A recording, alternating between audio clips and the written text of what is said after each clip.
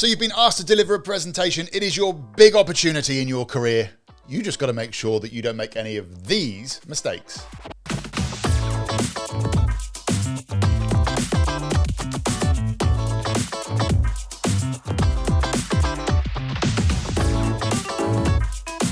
So you've been asked to deliver a presentation at work. You've prepared what you're going to say. You've created an amazing PowerPoint. You've driven your partner mad as you've been practicing and rehearsing and making them listen every single evening for the past 2 weeks.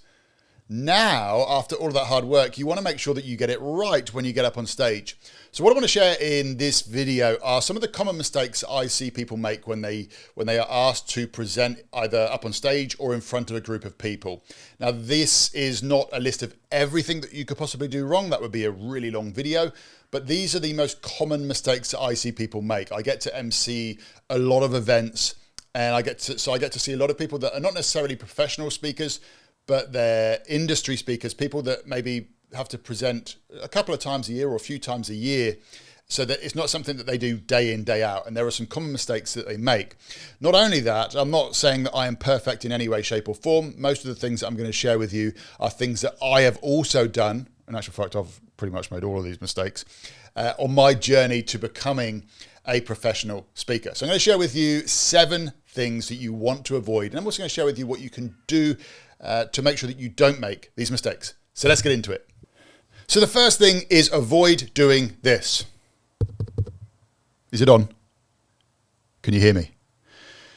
The amount of people that I will see walk up to a lectern, that little microphone that's popping up, they will tap the end of it. They'll ask if the thing's working. They'll ask if it's on. Most of the time, there was a speaker on before that used that microphone, so they know that it works. There's no need for them to ask the question of, is this on? It loses the audience straight away. It's not a good way to start your presentation.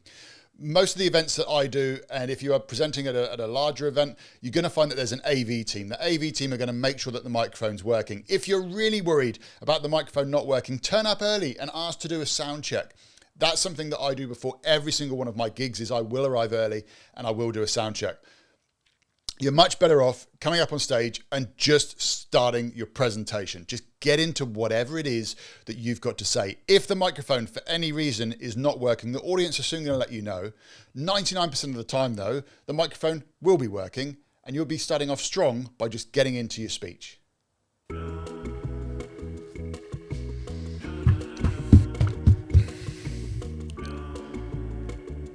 Number 2 is be aware of the energy when you walk up on stage. I can't do that for very long, but I want you to be really aware of the energy that you bring to the stage when you walk up onto the stage. Also, I see so many people, they come up and they'll have whatever they're going to say, and they'll go to the lectern and they'll sort of shuffle it on the lectern, and they'll get themselves ready before they start to present.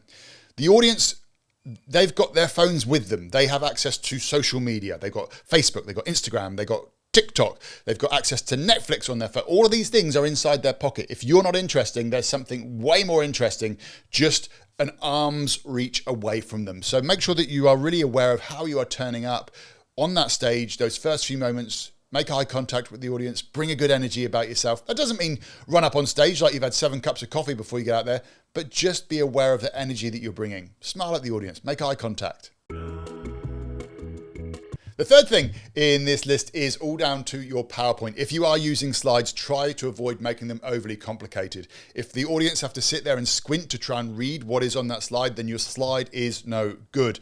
Try and make them with as less information on it as possible. So just the key things and as visual as possible as well. Also, be really aware of what colors you are using, because people are going to have to read these things from a distance. Sometimes the projectors that are used to put your slides up onto the screens, they're not the best. So really think about, so small text is going to be really hard to be picked up. So try and make your slides as visual and as easy to read as possible. Now, one little thing I am going to say here is sometimes, yes, you might have a slide that's got to present a lot of data, but again, I would sort of ask yourself, how can you simplify this data to make it easier to understand on a simple slide? So with slides, less is more.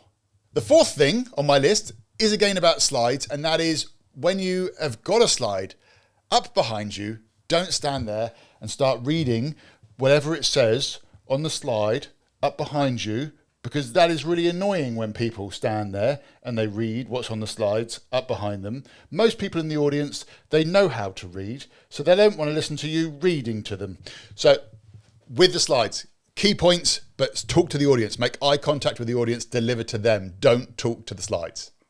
Now the fifth thing, and I was a bit unsure as to which one of these two I wanted to share. So 5 is actually going to be 5A and 5B. Now 5A, I wasn't going to share it because you already know this, and that is avoid ums and ahs. That's right.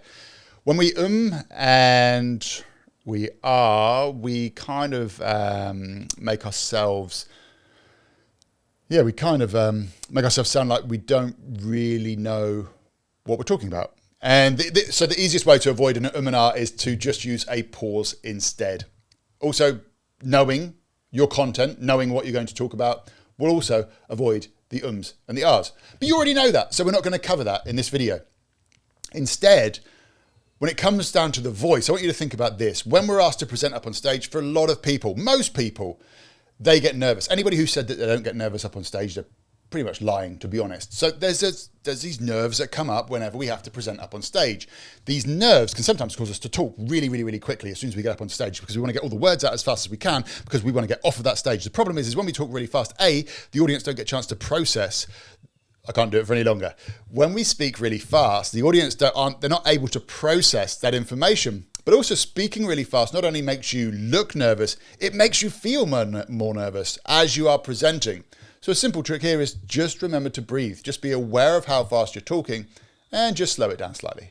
Now, the sixth thing that we really want to avoid when it comes to presenting, especially if we've got quite a lot of things to say and we're presenting from a lectern, is to have our head down while we're reading a script. Because when we do that, people can't see our faces. They're looking at the top of our head. And if you're starting to go bold, that's not a good thing, is it? Avoid looking down and reading straight off of a script. What you want to be doing is making eye contact with the audience. You want to be making eye contact with different parts of the room, different people in the room. You want to be connecting, drawing people in. If you've got your head down, you're not connecting with the audience. If you're not connecting with the audience, they're not connecting with you, which means that they're not connecting with your message. So the seventh and final thing in my little fun list of things not to do when you get up on stage is to avoid at all costs speaking in a monotone voice. Because when you speak in a monotone voice, you become really boring. You send the audience to sleep. The audience will tune out. As I said earlier on, people have got things that are way more interesting in their pocket. They've got a phone that's got social media on it. TikTok, Facebook, Instagram, Netflix, all those things are there. I can't do it for any longer. Avoid speaking in a monotone voice, especially if you're reading a script. There is a really good chance that you might just default to speaking in a monotone way. The way that I like to say this is you want to be the words that you are saying. You want to be the speech that you are delivering to the audience. So those are my 7 tips. Which one was your favorite? Also, let's start a little conversation. What are the other tips that you've got? What do you think are bad mistakes that people make when it comes to presenting up on stage?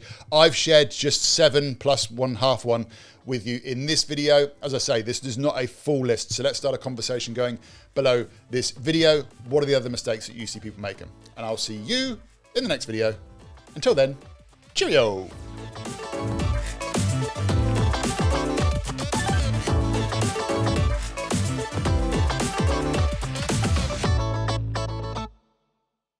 Whew, I feel like I've got lots of extra energy today. I think I must have had too much sleep last night. Anyway, what's next?